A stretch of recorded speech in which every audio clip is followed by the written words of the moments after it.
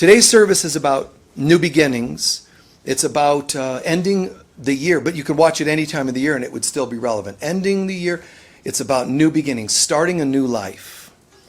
And, you know, I do private sessions all year long, and I still share this topic because people forget, you know, you run into challenges in your life, and, you know, we have to heal the past. But if you're emptying your cup, which is your past that you're trying to heal, when you empty your cup, you got to remember to refill your cup. So when people say, well, you know, I've got this thing and it keeps happening and it's not going away, it's always going to be different if you do it right, healing. And to do it right, you have to empty your cup and refill your cup. That's all. If it's not working, I either haven't emptied enough or I haven't refilled enough.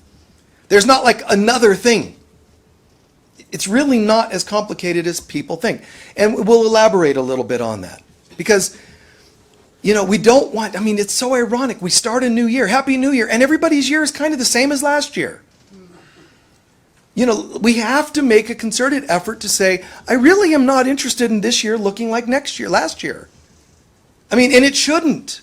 It doesn't make any sense whatsoever. Even if we have challenges, we're supposed to come out of those challenges higher in consciousness. Mind you, you might have been beat up in the challenge, but from what I learned, that's what's going to launch me to new levels of consciousness. We don't always feel like it, which is what's called aging. People don't have to age, but life on earth ages us because we take it seriously. We actually get involved, try to make things happen, want to make things happen. They consistently crash on us, and it wears us down. Now, that's not bad for us. It's called to err is human. But to come back to life is divine. Those of us who have the guts, the courage to say, you know what, man, that was pretty harsh, pretty hard, challenging, difficult, whatever, but I got this from it, and now I'm ready to launch to a new level. I'm going to share a couple of things about that in just a sec, but remember, we either have not sufficiently released the past or we haven't refilled enough. So we want to create a new life. We want to birth a new life. Now, there are reasons why we don't easily release the past. You got to release the past and rebuild the future, but there are reasons why. So tune into this. You can get the CD if you can't remember these details, but also, even if you're trying to remember them, some of you, you know, take notes when I'm talking and all, that's fine.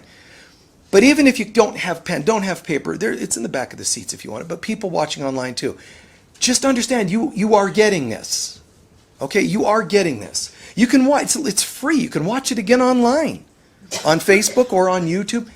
Watch it again and then make notes. But if I were in your shoes and I said, I really want to make a difference this year in my life, I would be making notes and I would put those notes into application. You know, I wouldn't just go, oh, that's interesting. It would be like, okay, starting tomorrow, here's what I'm doing. I mean, I really would step up if possible. This is like the Piscean day in our 12 days and nights of Christmas, in case you didn't get that. You know, there's a talk about that for 12 days and nights. We're going through the signs of the zodiac. But going through the signs of the zodiac, you know, if you're just born a particular sign and you're still that sign when you die, something's gone wrong. You're actually supposed to go from the lower aspect of a sign to the higher aspect. Every sign's like that. You've never been born fated. Every sign has at least two symbols, like animal symbols. Sag, for example, the horse, the lower half of the horse, and then the male, the man on the higher end, and he's the centaur. So he's aiming the arrow to the sky, right? But on the lower aspect, he's a horse. The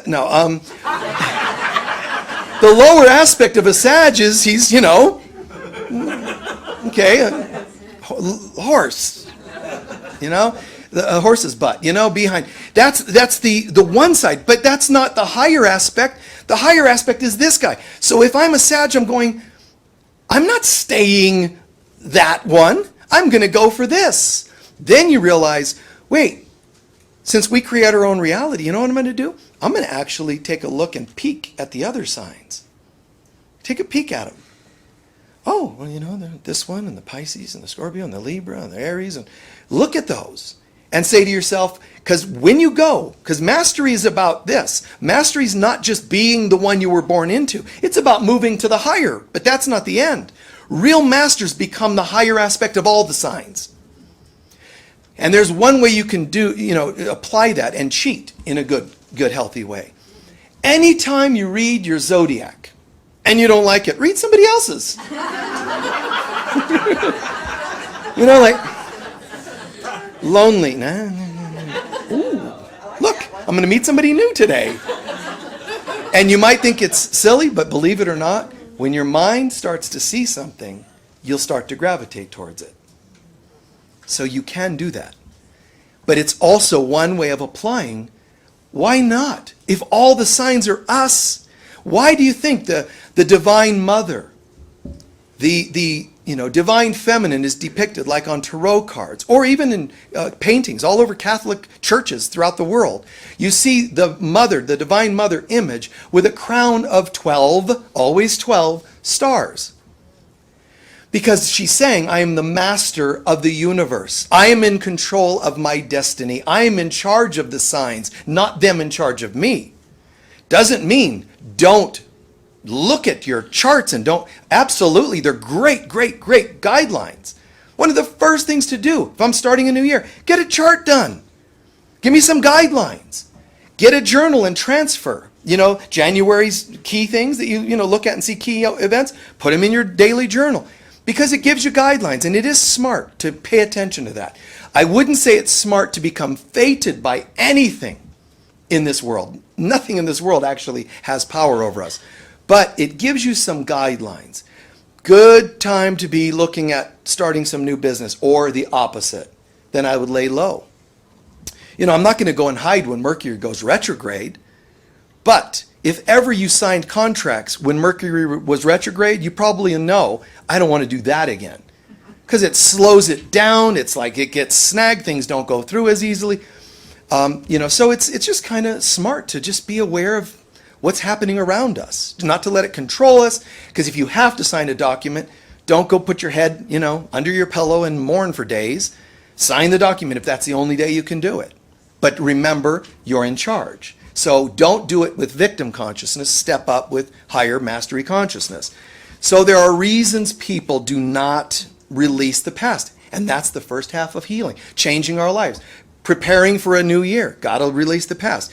People sometimes are just stuck in familiarity, right? I'm used to this. Just talking to someone today, and man, it's sad and almost just tragic to hear somebody go, I know my life is completely stuck, or it's messed up, or whatever it happens to be, and they'll say, but I can't. This is all I know, or things like that. And you just think, wow. And there's sometimes, when we really know, but you can change, you get all excited. It's just frustrating to hear somebody say, that's it, I'm just resigned to living, like a corpse. I'm resigned to being just in a coma. And especially if they're loved ones, of course, guys, there's nothing wrong with you going, come on. It's normal to want to see them step forward. But then again, you have to only give as much as you can, feedback-wise, and then you have to sit back and let them do it in their time. Familiarity is a disease, but that's one reason. Fear of change is another one. Similar to the familiar, but fear of change is another one. When somebody says, I'm just used to this or whatever, trust me, look more deeply and you'll find terror. They're not going, well, I'm just kind of, I'm used to this, or, well, I've been married to them for so many years, I'm just going to live it out. That casual attitude is not casual at all. Underneath it, there's really deep fear of change. So that one, kind of cripples a lot of people. Another thing that happens that people underestimate, if you've done work on stuff like fear, or if you've had abuse, you can go, well, I've been to a counselor, it's not working, this isn't working, that, Sometimes you're underestimating cellular memory. Because you might make some changes, but cellular memory might keep calling you back to that problem. You still find yourself unable to breathe when certain things, anxiety attacks, panic attacks. Cellular memory. And you might not be using a progressive enough counselor. Please hear this if you hear nothing else. If you use counselors in this world, Tell them you want progressive. Tell them you're not my girlfriend. I don't want to chat. I don't want to chat and watch you with a notepad and a pen just going, How did that make you feel? Don't do that to me. I want you to challenge me, give me homework. I want you to help me find out what's gone on in my life so I can clear it. Do you know exercises for clearing? Are you afraid of asking me questions? Don't buy that, man. Get them to go for it. Just say, man, just go for it. I've told the story before, but long time ago, I had little ones, man, and having just differing ideas with their mom about parenting at the time, and I remember there was a guy I knew who was a friend, and he had like 30 years behind him counseling. So I said, dude, I'm going to come and I introduced myself. I didn't know him well yet, but I got to know him. But he was great reputation as a counselor. I said, I'd like to talk to you, and I want to talk to you about parenting. I want to just get another opinion. Now, I had a feeling that when he met me, he's going to know who I am, because I was at least known a bit at the time already. But I said to him, if you're going to be my counselor and you figure out who I am, I'm telling you this. I want you to talk to me like I know nothing. See, I didn't say, well, I'm Michael Mirdad, and I said, if you can't do it, then tell me and I won't do it with you. I'll go somewhere else. I need you to talk to me like like I know nothing. You have to be that vulnerable with it. Don't act like I'm the guy, I'm a male, I know what I'm doing, I'm a counselor, I'm a 30-year female as a counselor.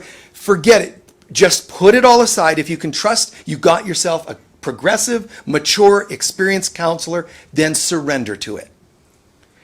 And when I stopped seeing him finally after a couple years or whatever, I remember, and this is pretty cool, because I was saying, well, I'll see you later, man. I'm moving to a different town and all that at the time. He said, I want to thank you. First, I said, I want to thank you because you've never mentioned God or spirituality, but you're quite a religious and spiritual guy. And I really dug that. I admired that. He was like, wow, that really means a lot to me, because I am religious, but I don't talk it. It's not appropriate, supposedly, in our sessions. He said, but it means a lot that you saw that. So that was cool. And he said, and I want to tell you something. The day you walked in and said that, it meant everything to me. Because to see somebody, and I knew who you were, and I knew you were known, but to see somebody who insisted that they not be seen that way, that's how it should be done. And I said, thank you for saying that. So guys, go like you know nothing. If you can trust that you created a healthy progressive counselor. If not, go somewhere else. Because you've got to be able to do something different in your life. You've got to be able to unveil yourself to somebody.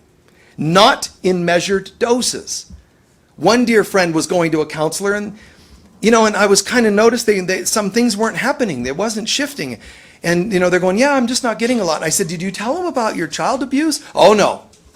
She said, no, I will never talk to somebody about that. I'm like, oh my God, what's wrong with people? You got to come out. So the sooner the better. Fear of change, fear of vulnerability, fear of intimacy, all these things, you got to just open up. What have you got to lose? Like I said, be responsible and create somebody who's progressive enough, and then let go. Pray to help create the right person, but then let go. And if you say, you know what, I have definitely released. I've opened up. I have done a lot of counseling, cellular work, great. But some things still aren't happening. We need to look at the filling up then. If it's not the emptying, it's the refilling. So, are you daily calling in the presence of God? I don't mean, just, dear Jesus, fix my life. I'm talking about calling in the presence. There's a technique, you could go get it, it's free on my website, the refilling exercise or the communion exercise. You're needing to learn to commune with God. Communion means fill up with that presence. So, long story short, you empty yourself with your journaling, your tears, your burning bowl, you empty yourself. But then, refill every day. You don't have to empty every day. Refill every day.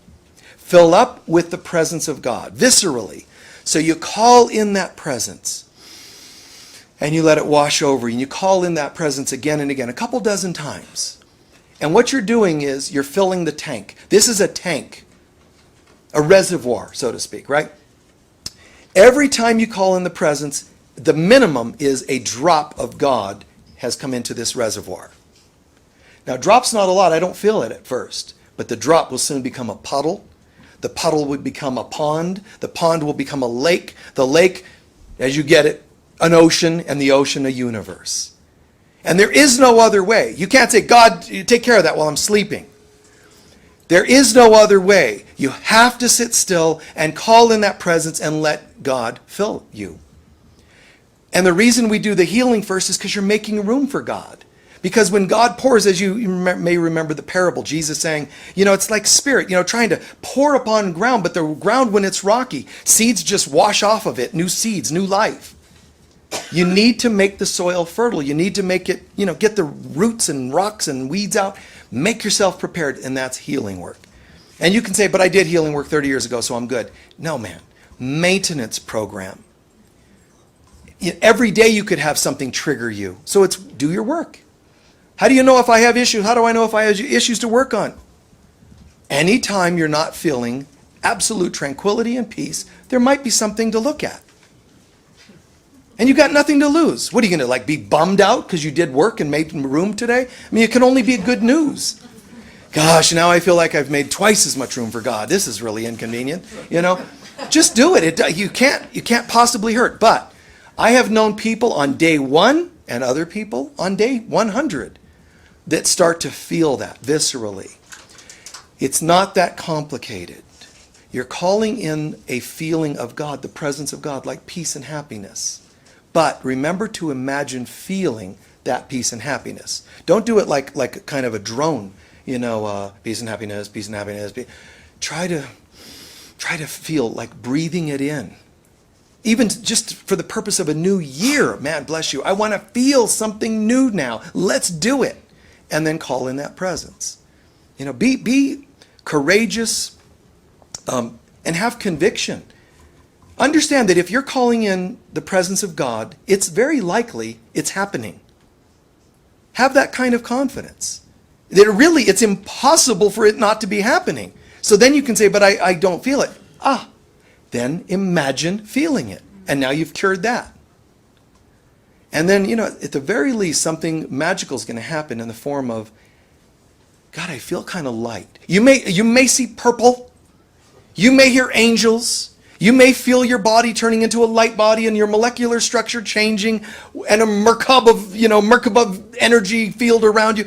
Great. But you may not. If I were you, more important than any of those cool special effects, what I would do is just, at the very least, watch for a shift in your feelings. Because if you accomplish that, you're already a different person. And every time you drop a new drop into the reservoir, into the tank, you're changing. You're filling up with the presence. You know what's going to happen when that tank is full? You're one with God. So that's no small accomplishment. There's another thing that causes folks to not refill properly. Sometimes they're just not viscerally doing it. One more thing. You might be doing your work and you're even refilling, but you're noticing something's still snagging, something's still not happening. And that is called leaks. You fill your pond and tomorrow it's down again. What's going on? I owned a retreat. We had pond landscape and all that, and I would notice the water down and all that. There's holes in the lining. There's holes in your energy system. Believe it or not, it sounds strange, but if I have unfulfilled dreams, they become leaks. That's why I brought this piece of paper I'm going to show you. Wishing for things and longing for things. I just wish this would happen. I long for something. It's a leak. Masters do not have leaks. So you have to own that you got some leaks. Even if you're not feeling like snagged and held back from fulfilling life, you still should watch for leaks, because you can only make your life better. Because what happens is you fill up your water, your tank, with energy. Here comes new inspirations from God. Wow, I meditated. I feel great. I feel full. Fantastic. And then the next day you don't feel the energy to go and do it. Or you got distracted. Why? Maybe because of leaks. All too often. Some of us can afford leaks more than others, but we shouldn't try to afford them. Why do I have a leak? If you have a leak in your pond, do you know what you can do? Just fill it up again. But wait, that takes effort. And it takes money because you're paying a water bill. So some of us go, well, I'll just keep refilling it. My relationship that's not going anywhere, something's wrong, but I'll just keep making it better and pretending it's okay. Guys, why bother? You don't have to stand there with a hose every day filling the leak. Patch the leaks. Just patch the holes in the rubber layment, under the pond. Patch the leaks. Where do the leaks come from? Again, longing and unfulfilled promises too, unfulfilled wishes. Promises you don't keep. Be impeccable with your word, as some of you hear it said. But watch, man. What are you doing? You're promising a girlfriend you're going to go out to lunch soon, but you've told her that 20 times. It's actually better to say, I'm really sorry, but I keep saying I want to do dinner, and we never do, so I'm going to let it go. And if it happens, that would be wonderful. But I'm going to stop promising. I know that may sound like a downer statement, but when you do it, you've patched a leak, and something's going to happen. You're going to feel this, like it's a relief. Humans like to think that failure is failure, and it isn't. When you can acknowledge you're not going to do something, you can actually be filled up with new energy. But the ego wants us to think it's always failure so that we don't do it, meaning patch the leak. Find what's not working and call it a leak and patch the leak. Stop talking about dreams and plans. I know motivational speakers tell you to do that. Keep talking about it. Keep telling, because it's going to happen the more you talk about it. No. There are some things that are empowered when you talk about them. Some things. You have to actually learn to discern which is which. But more times than not, when people talk about stuff, it drains the energy out of them. Stop talking. There's a Bible sentence saying and sentence, don't let one hand know what the other hand is doing. That's partly related to that. Conserve your energy, know what you're doing, make your plans inside. Only in some occasions you speak about it, but when you do, you're speaking a decree and an affirmation. Yeah, baby, here's where we're going. Not, I've been thinking, I'm going to want to do this, and I'm going to want to do, and I'm planning to do this, and I've been talking about it for 28 years, and everybody wears earmuffs when they're around me because I talk about it all the time. That's not a good sign. You're leaking. Stop talking about it. Do it or don't do it, but be done with it.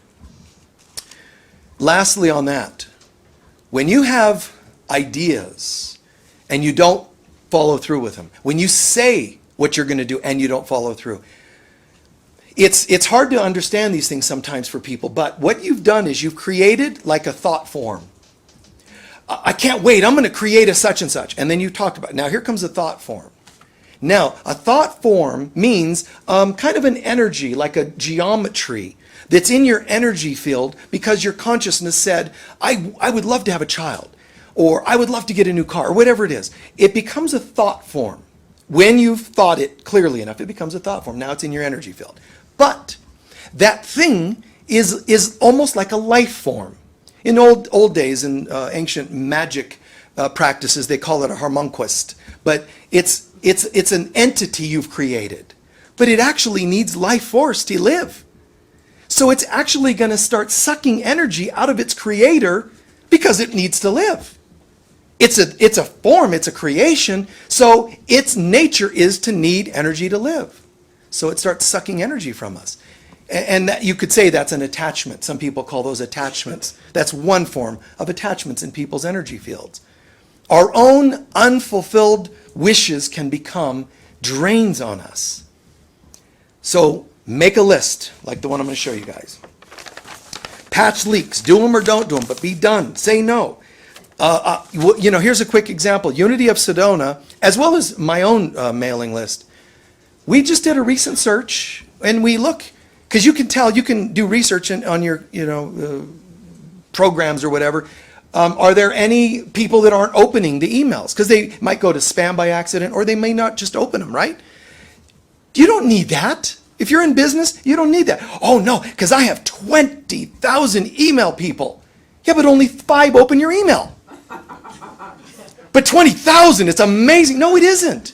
It really isn't. So we actually go into our email, and we just did this again, and deleted, I think it was thousands of people that have been on our mailing list, they're a drain. They're just an energy drain. They're not consciously bad or anything. I'm not saying that. They're not opening their emails. And in the internet world, you're actually, your company is punished for having emails that don't get open. You look like a failed company. Clean it up. Let them go. My friends of Michael Mirdad, we have a wonderful, Facebook group. And, I think we dropped 500 people from it just a few months ago, which is kind of tedious. But I'm all for it.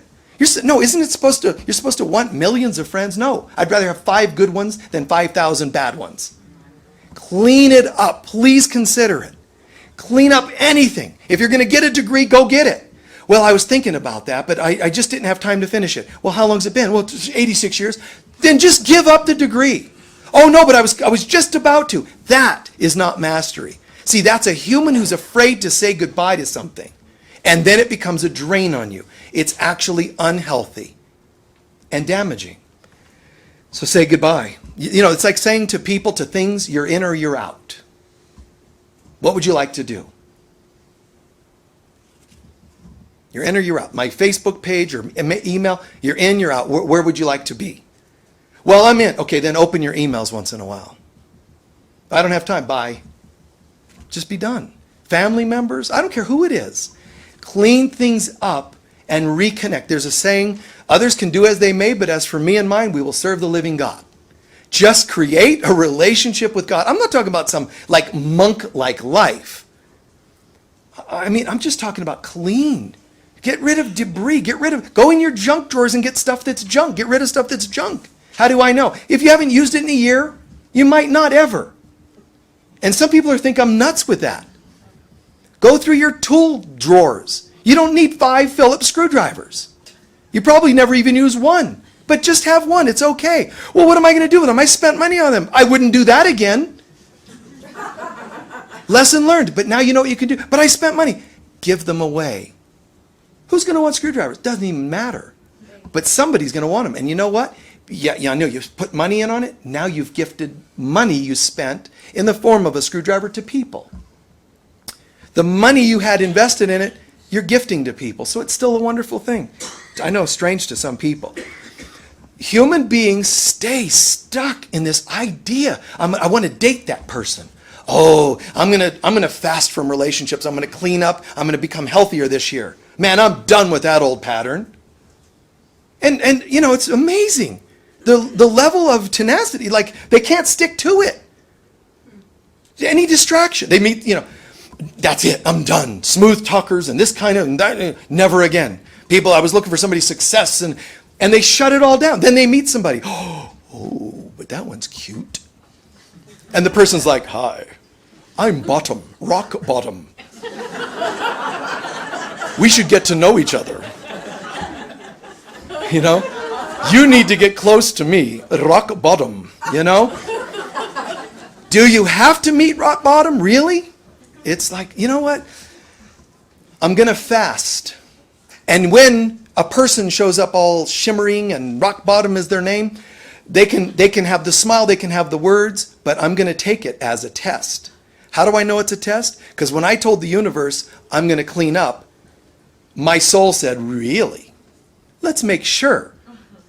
And some of us go, oh, it's meant to be. Yeah, it's meant to be a test of the emergency broadcast system. Don't do it. Don't do it. Oh, but I heard and my friend said I really should because divorce them.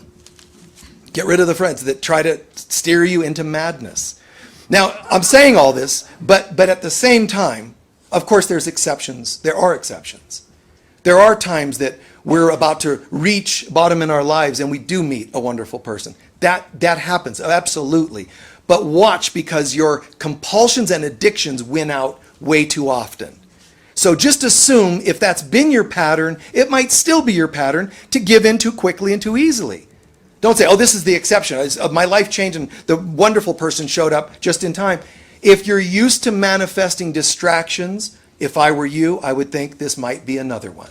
How do I know? Because that's what often happens. So, When you're going to start refilling, you've got to be pretty tenacious. You've got to pretty much have a lot of stick-to-itiveness. You've got to have courage. You got to say, I'm going to follow through with inspirations. I'm not going to have a list of things that I said I'm going to do and don't do. Guys, the energy you spread into 20 different directions. You only need that energy to go into a couple things, and they will happen. Mastery is conserving energy and using it properly. The Taoist masters, they totally understood that. They understood it on every level, from sexual energy to mental energy. They understood conservation, rejuvenation, recycling of energy. You're wasting chi out your hands. Put your hands somewhere that might be valuable. Sit and breathe and let your hands be placed on a place that feels a little tight or achy. They're all into this whole recycling concept. So if you want to rebuild your life, get into that idea of recycling. Patch leaks, keep moving forward. Don't expend energy onto topics that are just a waste. And think about this. Take an inventory of yourself. Say to yourself, well, I feel like my life's pretty good. That's fine. Good for you. I'm going to ask you your health, finances, relationship, and work. Rate them 0 to 10, 0 being you're dead, 10 being you're in heaven, so leave those out. So it's really 1 through 9. But 0 to 10, as we say, pick one. Where do you rate your relationship? Everything. Don't say, well, I like them. Everything. Love, passion, communication, everything. And then rate your health. Not, well, I'm not dead. No, rate your pain level, your flexibility, your tone, everything about your health. Fitness, okay? Healthiness, non-sick, everything about your health. Rate your life. 0 to 10. Health, finances, relationship, work. Rate your life. And long story short, if you rate anything a 9, an 8, first of all, congrats, complete congrats. Because you had to have earned a 7, 8, or 9. It didn't fall in your lap. You earned it. Even if it's somebody that showed up or a job that showed up, guys, you had to have earned, because the universe is about lessons and gifts. Gifts only come from lessons you've passed, tests you've passed. So if you have an 8, 9, whatever up there, that means you've done good work in the area of relationship. Congratulations. And it's not prideful or egotistic to say, God, I'm grateful. You pat yourself on the back and say, I got it. That's great stuff. And I can be a great example to other people along the same lines. Perfect. Areas that rate 6 or 5, that deserves an eyebrow up, 6 or 5 could be a 4 that is moving up to an 8. So I like that, but it could be an 8 that's moving down to a 4. So 6 or 5 is an eyebrow raiser, but I'll tell you, and I've said this many times, when you start rating below a 5 in any area of your life, sorry, because I know it's not always easy to hear. But when you rate 5 or lower, your soul is already assigning the hard way lessons instead of the easy way. The hard way means your soul's going, sweetheart, hey, honey, we love you. And, we're like distracted. Honey, this relationship, it's a 2. It's a 2. Hello. Trying to get our attention. Or jobs. Hey, listen, soul's saying to you, hey, I don't know if you realize, but your job is a 3. How do we know? Because you tell us every day. Every time you're driving to work, you're like eyes rolling, and it's a 3. And we ignore it. And then, lo and behold, we're shocked that we get fired. And then we call friends and go, can you believe it? They fired me. I can't believe it. They don't appreciate the good worker I was. And you're saying all this, but you're the one who asked to be fired. Your soul said, you're drifting away from soul's purpose into a job you don't like. We ignore it. Now you're a 6. And then, we're warning you again. Now you're a 5 and a 4. And it's tugging and whispering and a radio and TV show about somebody not liking their job, and it could be the same job you're in even. All these, warning signs. Then we get fired and we wonder why. And then we pray. Oh, Jesus, I don't know why they fired me, etc. And your soul is saying, this is so weird. Didn't you tell us you didn't like that job? Come on, take a look. The easy way would be this. See it when it's a 6 or a 5 and start looking for your soul's purpose. That's mastery. But if you don't catch it until it's a 2 and you got fired, catch it now. Catch on now that that's a problem, and let's get your soul's purpose. This new year, find your soul's purpose instead of a job. Live and have friends that are soul mates. That's plural. Soul mates, buddies, friends, spiritual friends. Find them and insist that people have that level of honesty and integrity, love, friendship, no settling. And considering that the whole world is a reflection of my mind, when I have all those weird oddities, negativities, jobs I don't like, and this I don't like, and that, all those things, we're not even able to completely say it's all the rest of the world. Why are we allowing that in our space, which is my consciousness? So don't leave any stone left unturned. That's the saying anyway. So we're going into a new direction. The last thing I'll share on that is, if you run into obstacles when you're running into your new life, you're heading in that new direction, and you run into obstacles, you're going to be tempted. Even spiritual New Age teachers have the habit of doing this. I guess it wasn't meant to be. Okay. Let me promise you, Moses, Jesus, Buddha, not one of them ever recited those stinking words. I guess it wasn't meant to be. Could you picture that? Could you picture that? Oh, I wanted to reach enlightenment, but it was not meant to be. It doesn't make any sense. It never happened. Why? Why? Because that's not mastery. I'm not saying there's not times when we've been right to say, okay, something wasn't meant to be. I'm saying that humans too often set a course, they only make one step forward and go, it wasn't meant to be. Why? Why? Well, because somebody sneezed. It's like, the way you'll know if something is really meant to be, typically, the one test litmus to this, 90% of the time it'll be right for you, you'll see, is when you set your course, if the payoff is bigger than the obstacle, it's probably right to keep going. When the obstacle is much bigger than the payoff, it doesn't make sense. I'm going to push through all these partnership obstacles so that I can end up with that person who I actually don't even like. That doesn't make sense. The payoff has to be greater. Watch for it. And you have to have self-awareness to know, is it bigger? Is the payoff bigger? And it's amazing when you realize it. Like for me, for example, just a long story short, is just, I'm a speaker. I speak, I write. I have no education at all. And I'm an author of like 10 books. But I have no skills whatsoever. I mean, I might have like a 6th grade education, honestly. Just nothing education up here. No intellectual development at all on the that level, all right? Nothing, but I write books. But when it came to speaking, getting out of high school, they ask, so career day, where do you guys want to go? I'm like, I have no idea. Well, and the teachers knew, this guy's odd, so let's give it a shot, So Michael, what do you think you'd like to do? I don't know of anything in this world that interests me, okay? And it's like, well, okay, and they're showing me papers and forms and different job descriptions.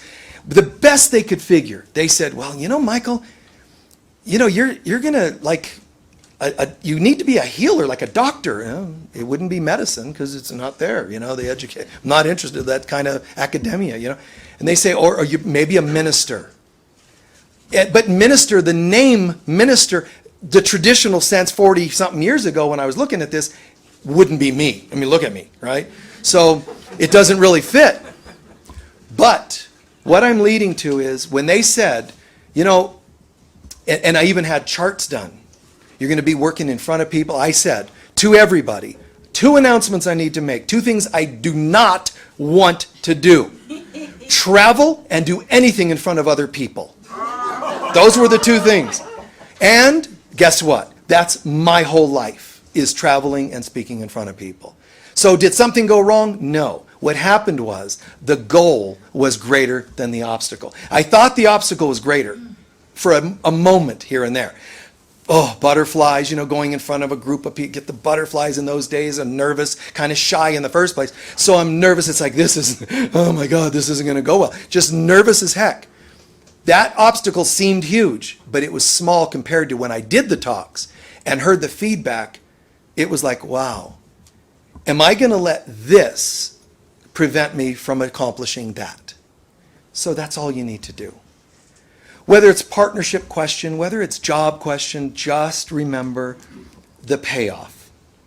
And a really important thing, if you want to know what you're going to do career-wise, start with, look at some soul's purpose charts or something, astrology, numerology. But the key is you have to like what you're doing, but you also have to be good at it, because some people like it and aren't good at it. Some people are good at it but don't like it. You have to like it, you have to be good at it, and lastly, it is always best if people want it. Because you could be great at something that nobody wants. A guy named Bill Gates, who became like the richest guy ever, look what he did. He was doing something with computers and nobody wanted it, but he knew they did. They just didn't know it yet. And I was told, Michael, you're going to be speaking in front of people. I did not know that was possible, and there was no name. I didn't look at that chart. They didn't have spiritual teacher on there, in case that's not obvious. There were only like 2 authors, Richard Bach and Alan Cohen. There were only like 2 authors. I mean, there was no such thing. There were no spiritual centers you go to and on tour and teach. There were some New Thought churches, but they only had their ministers talking. So guys, I did this. I'm not trying to give you I walked up the hill in the snow both directions when I was, a kid. I'm not trying to give you one of those victim stories. I'm saying the job didn't exist, and that was hard. I mean, it was. The early years, man, it was tough financially. But I can almost not remember any of that. The payoff's greater. So don't go and pursue something that's not, you're good at it, you love doing it, and the people need it. If they don't fit, if it doesn't fit that criteria, then don't bother, because you're going to end up in pain. Go for those 3 things, and is there a payoff? Can you see it as something that feels fulfilling to you? If you're listening to this talk, there's a likelihood that you're a type of person that wants to make a difference and not just have a career and a gold watch after 80,000 years. You're probably the type of person that wants to make a difference. This is the kind of criteria I would follow if I'm wanting to make a difference. So I kept mentioning it without showing it in detail and all that. This piece of paper here, this is a full list of things that I said goodbye to this year. Now, when I thought I'm going to make a list, I thought, well, maybe there'll be 5 things. There's, I think, 25, And so I put everything that I was going to draw close to. Some of them were not easy, but I wrote them on a piece of paper. You guys have a piece of paper, and at home they can probably have one. But you guys have paper. If you don't have one, you'll raise your hand and we'll get you one in a sec. But you can write. You don't have to write a full list, but go home and do it. I wrote things on here. Just some personal things, health-related things, or things that are related to relationship, or things, promises people have made to me. A variety of things. And when I took each one, I made each one into its own piece of paper without going back into the details of that, because I shared it once. I took each one and said goodbye. But if you're going to do it, you have to actually mean it. And don't put things, I'm not saying you're bad, don't put them down if you're not going to do it, because that's a leak. Write the things you would like to have done, didn't do. Write them down and say goodbye to them.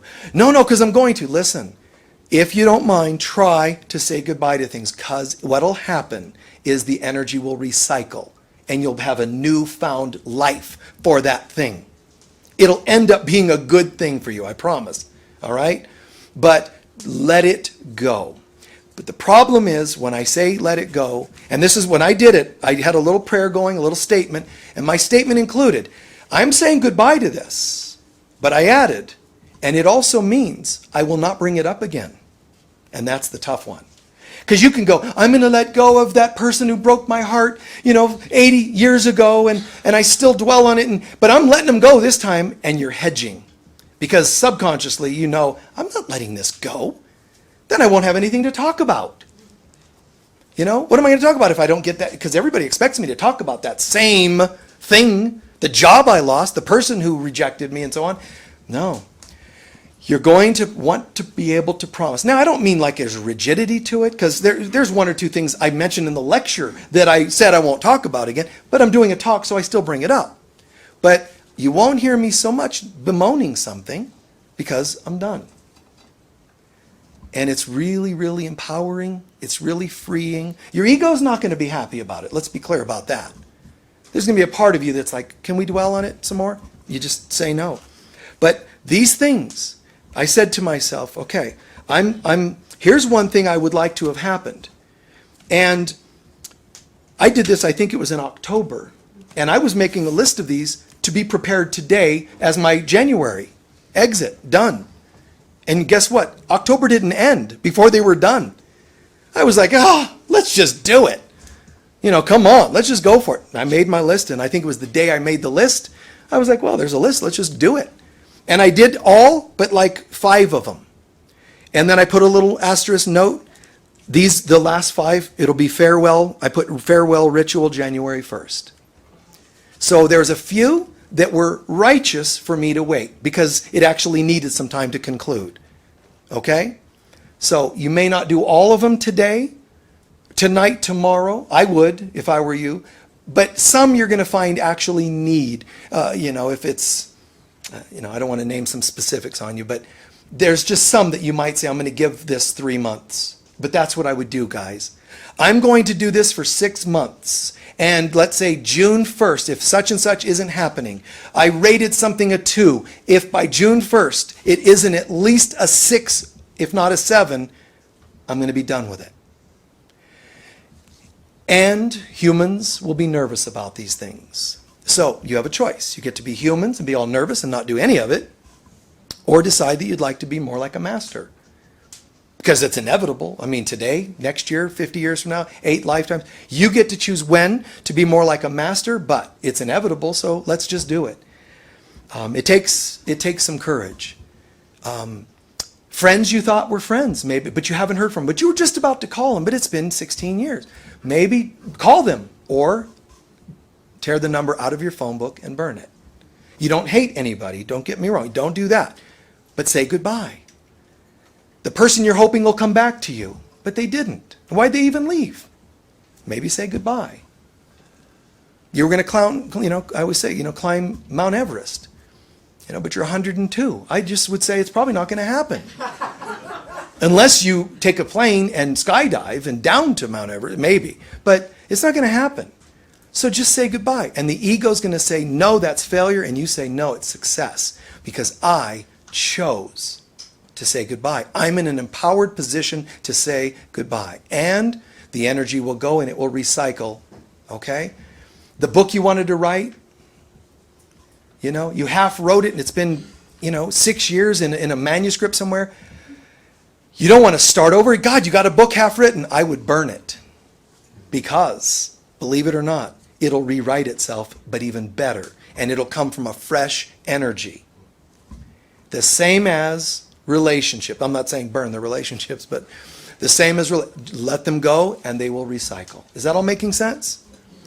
I know it's a little intimidating, but like I said, I have a whole list of things. One of them for me was touring. I finally said, I tour a lot and that's okay, but I also had to accept, I said to myself, I see something happening in New Thought churches and they're starting to constrict and go into a little more old-fashioned styles, a lot of them. And I could try to talk them into staying progressive. I can try and say, no, look, I'll come and tour more often and raise the energy here. But I watched and I tried. And I saw that it wasn't happening. So I had to announce to a couple of particular churches over the last year or so, I won't be back. Nothing to do with them. They might have exactly the right minister, the right audience, everything. It's not right for me. Because I need that fresh, that progressive energy.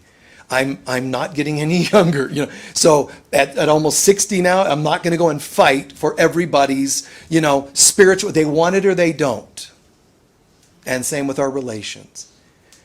There's a time in our lives where we work to do things, and a time in our lives when we get to sit back and have it more the easy way. We've done our work. And you might feel the same way with your relations, your family members. You may not be able to knock on their door anymore to get them to like you if you have family members that don't want to be nice to you. So you have to get a tissue, make that notice. Okay, thanks, goodbye. I'm sorry this didn't work out. Say goodbye. Cry. Take some alone time. Get a counselor to help you. Do what you need to do. But don't bargain yourself away. Don't betray yourself anymore. It doesn't actually serve us. All right? Thanks. So tune into that for a moment. Does it feel like you could really commit to the thing you were saying goodbye to? Are you okay with it? All right. If it's hurt, I'm sorry, I know, pain, it hurts. It's a bummer to have some of the things we've gone through, but you deserve to be done with its effects on you. You deserve that.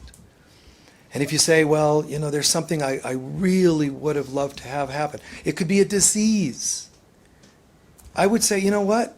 I'm letting it go now, and if it's still there, then I accept that it's there, but I'm not going to wish anymore. It's gone or it's there, and if it's there, I'm going to start accepting, not failure, accepting meaning this is what is.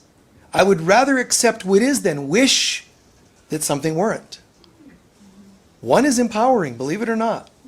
And you're led to believe that accepting something means failure. That's because the ego in all people wants us to think it's failure because it would empower us to let it go. I'm going to accept it. I've got such and such. I'm going to a specialist. I went to 6 specialists. I did this. I went x-rays and MRIs and BADs and whatever else. And they said they can't fix it. Okay, then that's it. I'm good. Really, just say, fine. Because none of it's real and really has power over you anyway, so it's okay. That's better than the constant it has you hooked, where you're wishing and wishing. And the same goes for behaviors, addictions, and so on. Guys, just do what you can, man. Change what you can and accept what you can't. And it is empowering, it is helpful and healthy. But change what you can, step up, and then accept what you can't. Write it on that piece of paper. All right. I'm still affirming and owning that if it can be healed, great, but I'm also accepting. Poof. And now it doesn't have me hooked. You see? It's like, wow, instead of, gosh, I wish that could be fixed or healed, or I wish my lottery or whatever. It's okay.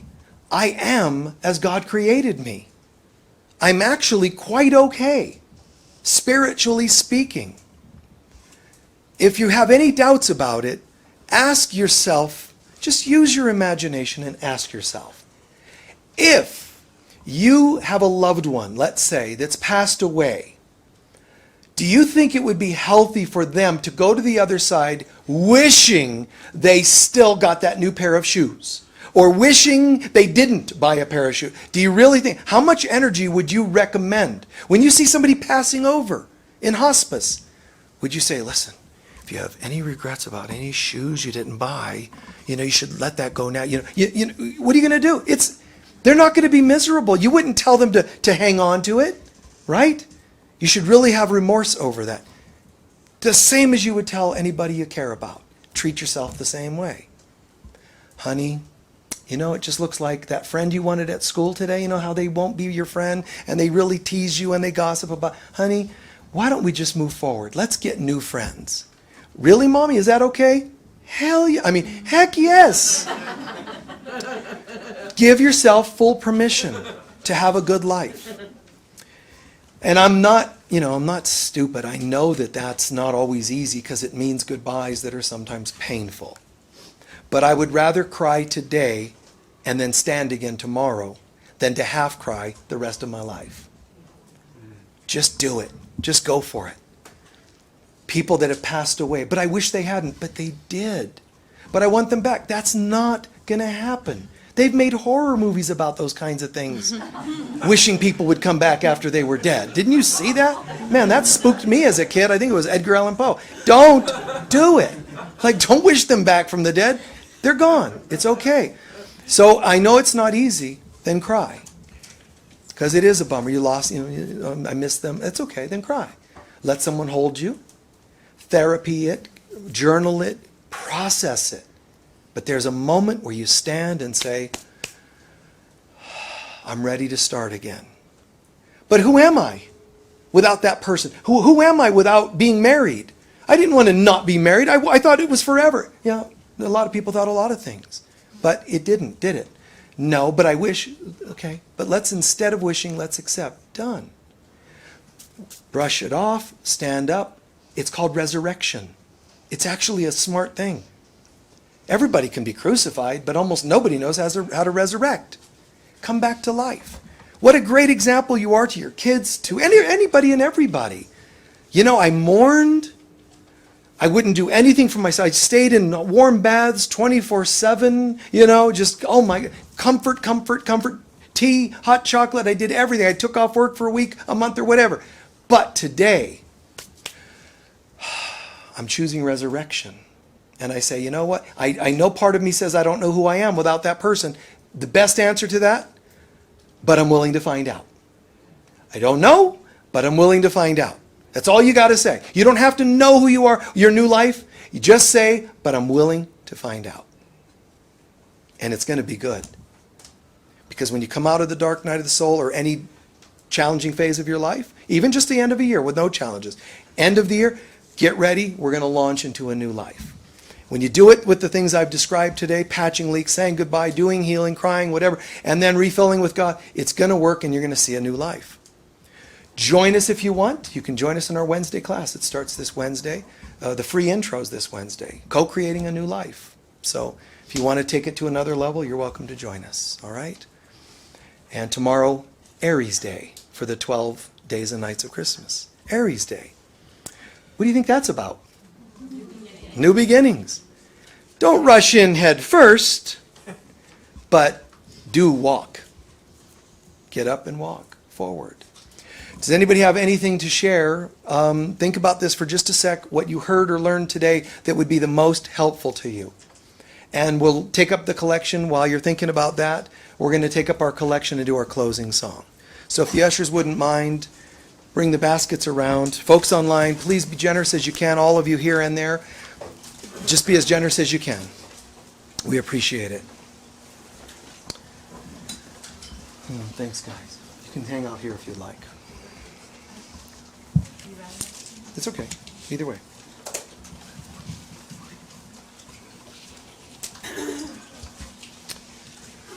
We have a prosperity prayer. Remember, even when you can't afford, then just imagine that you can. I didn't say imagine that you can and write checks accordingly. I'm saying just imagine. Put your hands over the basket and just imagine that you're doing that. All right? It's all right. Our prosperity prayer. Holding your love offering to your heart. Divine love flowing through me blesses and multiplies all that I am, all that I have, all that I give, and all that I receive. And so it is.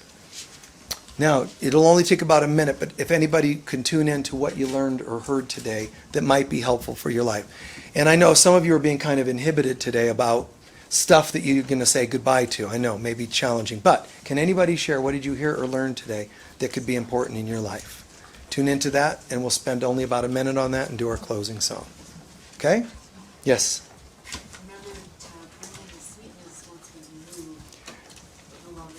Refill. Bring in the sweetness once you've emptied out the bitter, or whatever it was of the past. Very good.